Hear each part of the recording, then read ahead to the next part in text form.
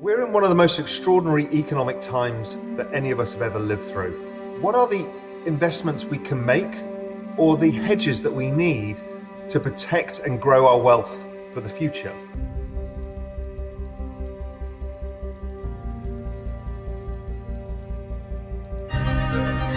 Rarity, product quality, investors looking for alternative areas to invest in the future. The one certainty is that there's a lot of uncertainty. It's been a really exciting time. The middle of our market has gone up 200-300%. It's definitely a category that's on the move.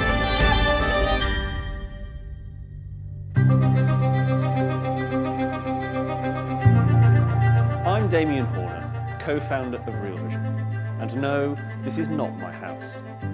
Although I work within finance, one of the things that has always fascinated me has been the world of investing beyond the stock market.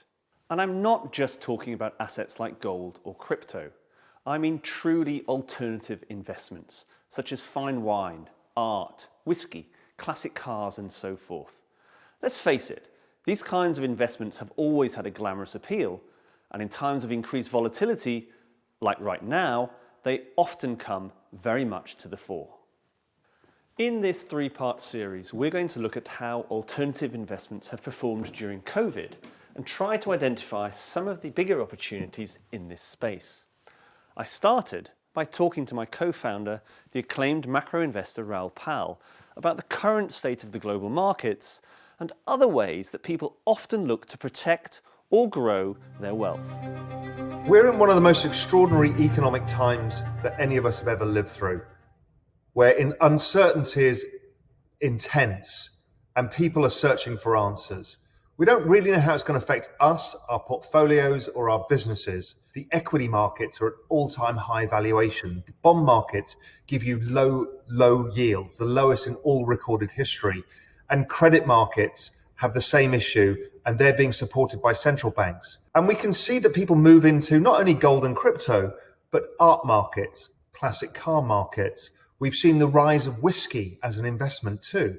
We've seen it in rare brandies, fine wines. We see it across the world as people look for these incredibly rare assets where there is always a demand, where people perceive them to be valued globally. You're looking for things also that are maybe undervalued versus other areas. Every day you see record prices for fine wines or high art, but there are pockets of value.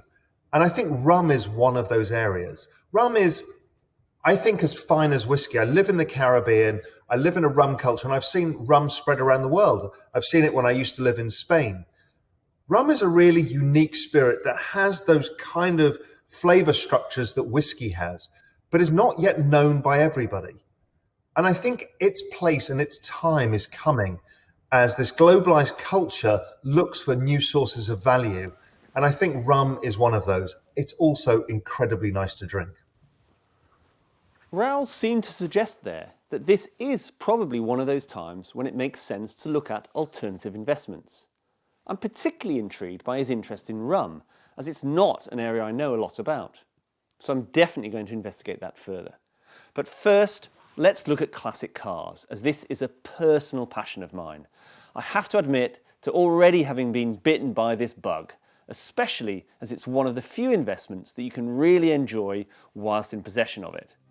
Here's what Andrew Eaton and Mike O'Connor of the Fastest Club have to say about investing in cars. The classic car market is incredibly buoyant presently.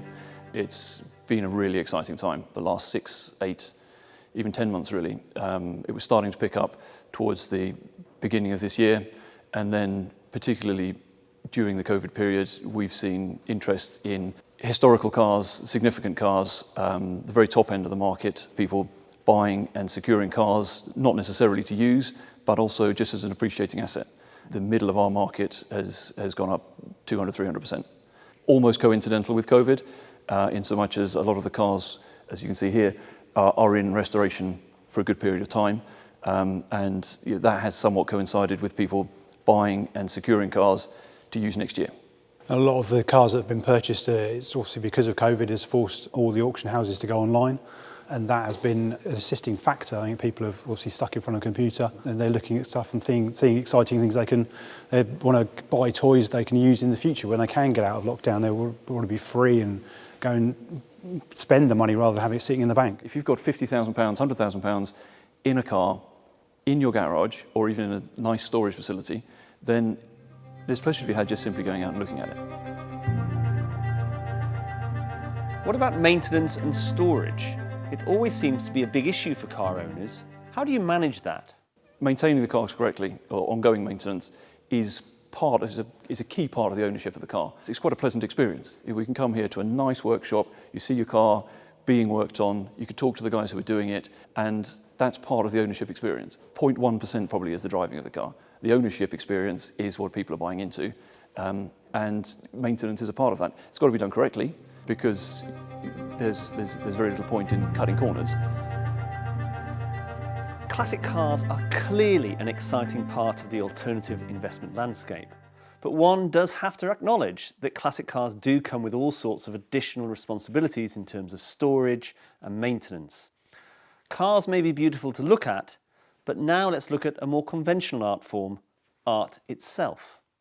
I spoke to Roxanne Zand, ex-chairperson of Sotheby's and founder of Roxanne Zand Fine Art. You know, the private market relies heavily on foot traffic, on art fairs, and these have, of course, been dramatically cancelled. There is pressure on galleries. The primary market is really suffering. We've seen a 79% drop in the pandemic times for revenue for galleries. The auctions have turned cinematic, highly tech reliant. So in fact, it's literally like watching games show hosts. Buyers, for the first time in history, in a sense, can buy actively from the comfort of their own home. And we see not just volume, but value being sold online. We saw in July an £85 million bacon being sold online. All of this some while back would have been unthinkable. Clearly, the whole art market seems to be going through a period of enormous transition, perhaps even more than other industries are. Because in large part, the art market has been run the same way for many, many years. This shock to the system is going to take time to work its way through, which makes it a difficult time for art investors. Frankly, I would say that the most salient point is not to predict anything. I am personally unable to make a clear and satisfactory prediction. And like the stock market, like many investments, the one certainty is that there's a lot of uncertainty at the moment. It's interesting, isn't it? It seems that COVID has shaken the very structure of the art world, and it is still in a state of flux. So how have other sectors coped, such as the wine market? Fine wine is one of the classic alternative investment assets, but it can be a world shrouded in snobbery. I wanted to cut through all of that and find out where to start with a wine investment portfolio. If somebody came to me and wanted to invest in wine, I'd create a diverse portfolio. But I think it's really important to have some of the great wines from Bordeaux, from some of the great vintages. I would also invest in Burgundy, but the key about Burgundy is buying from the great domains. Because in Gevrey-Chambertin, there's probably 100 people making wine. Of those, 10 are making unbelievable wines, 40 are making pretty good wines, and the rest may be making fairly average wines. So it's really, really key about the domain. I would also invest in Piemonte. I'd invest in 15 and 16 Piemontes. I'd also invest in Brunello and Super Tuscans like Sassicaia, Onalaya. These are very sought after names and brands that people want to drink, and they're making top quality. And the other thing that is doing incredibly well is champagne, vintage champagne. There's a strong demand for the great brands like Dom Perignon, Cristal. One of the reasons it does so well, they do make quite a lot. It's a brand that people can identify with. That's quite a seductive list of wines and champagnes. But how do you know that you're following the trends and fully optimising your investment? So we've set up a platform at Goodhouse called Reserve Watch, which basically monitors what you've got in your portfolio. It shows you your returns on your investment on a 3-month basis. It shows a breakdown of which wine areas you've invested in. Do you need to invest in other areas, and it gives a sort of, good overall view of what's happening as far as your investments. The fine wine industry is obviously fully embracing technology and very cognizant of the fact that investors want to track the performance of their wine portfolios just like they would with any other asset class. But it's not just wine in the high-end drinks market. Dark spirits have been making quite a name for themselves. Whiskey has been a very popular investment for a while now, and that might be leading the way for investing in other areas such as rum, which we mentioned earlier. So let's look at how whiskies have been performing as an investment over recent years. The whisky market, particularly the secondary market for Scotch whiskies, is very, very buoyant at the moment, driven by three things.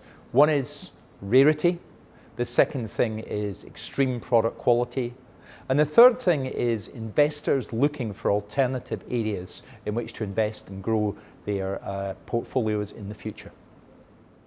The strong performance of whisky makes it a very intriguing prospect for investment. But which are the brands to look out for? The market is principally based on single malt Scotch whisky. That's been the real driver. But it is interesting now to see brands like Yamazaki, from Japan, other brands in the US like Pappy Van Winkle, which have begun to come through and are well demanded, but it's still principally a single malt Scotch whisky category. The Macallan really broke the mould in the collectible market for single malt Scotch whisky on the basis of extraordinary rarity, really marvellous product crafting, and above all the creation of Objet d'Art, who brought together great ideas with superb whisky. And some examples of that were the world record price set for a bottle of whisky at $460,000 for the Lalique Sierre Perdue decanter, the price of $628,000 for the 6-litre M decanter, and of course it culminated in the sale of the complete series of Macallan 6 Pillars Lalique decanters for just under $1 million. So really the Macallan has set that pace, but brands like Bowmore with Black Bowmore, other brands like Balvenie have similarly come in and bolstered that particular collectible market, which is really growing quite dramatically. So whiskey is really delivering when it comes to investing. Which does bring me back to Raoul's original question about rum. Is rum the dark horse in the dark spirits sector? And is it where the biggest upsides could be made? The secondary market for rum is really emerging at the moment. It's not in full flight, but it seems to have a promising future, and there's definitely legs in it. I think if you got into rum collecting at this stage, you'd still be able to build a pretty impressive collection without spending, way over your budget. It's definitely a category that's on the move. There you have it. The first step in our exploration of where to be looking when it comes to alternative investments. We know that alternative investments traditionally perform well in times of volatility. But with some of the traditional markets like art looking uncertain of their direction, while classic cars bring with them additional responsibilities, are the best value propositions within wines and dark spirits. The meteoric rise of whiskey as an alternative investment is intriguing. But I do wonder if there is greater potential for profit in rum. Just as silver is a supercharged follower of the trends in gold, will rum follow in the footsteps of whiskey? Is that where the less obvious but the more exciting opportunities lie? In the next episode of the series, we're going to look at this in more detail, analysing just why whiskey has become such a success as an alternative investment, and then pulling out the parallels that we could apply to investing in rum.